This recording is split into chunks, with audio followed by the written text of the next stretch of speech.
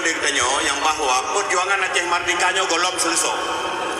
Mungkin yang selamanya tak kalen tak dengar pu yang kadi hujah le urung yang hana mupum perkara Aceh Merdeka nyan mungkin urungan hana mupum dan urung nan perle tak mupum dah hilang nyawang nyoban Bandungnya naga saboh perjuangan yang katanya pejak bawa tenyan hingga sampo bawa katanya tenyan dia saboh perdamaian naga mesangkut dengan gebi tsunami dari Allah katanya maka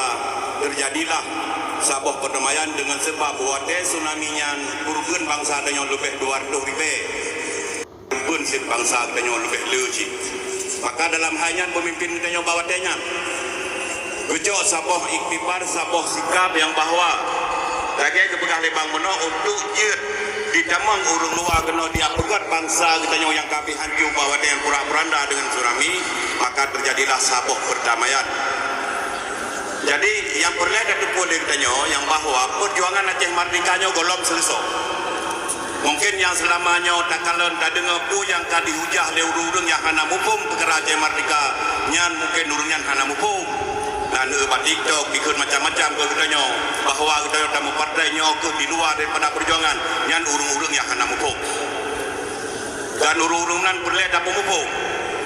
Dalam hal Aceh Merdekanya napet buah perkara yang wajib dah penjabut katanya untuk mensampau kepada kemakmuran yang orangnya dah kena untuk mensampau katanya kepada merdeka payah dah pebut buah perkara yang pun katanya nak dah memperang dengan budi letuh 2 tahun katanya dah memperang dengan budi susah roh-roh katanya sehingga katanya lahir saboh perdamaian yang kedua katanya payah dah pebubur ke pegawai itu dah capai kemerdekaannya nak dengan perang politik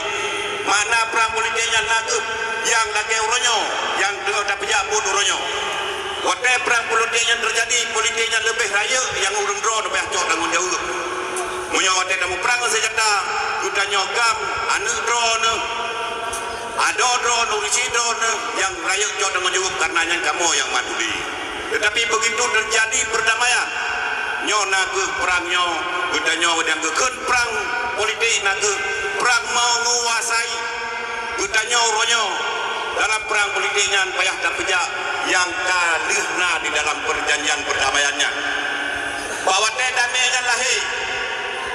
waktu lahir damainya gutanya na MOU juga jadi dalam MOU nya ngasaboh bab jut pedang partai lokalnya lahir uronyo ke partai Aceh. Jadi dari partai Aceh nyan ke katanya uronyo bina urung perjuangan payah daduk di yuk partai Aceh nyan Bandung